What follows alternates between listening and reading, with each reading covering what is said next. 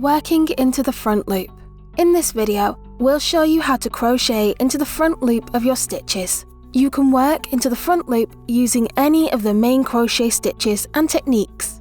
To demonstrate, we'll be using single crochet stitches, which is a double crochet in UK terminology. We'll also be using a contrast colour yarn to keep things nice and clear. The front loop of your stitch is the front leg of the V shape. Insert your hook under this strand only. Now we'll work a single crochet stitch. Once you've inserted your hook, yarn over and pull through the loop. Yarn over again and pull through both loops on your hook.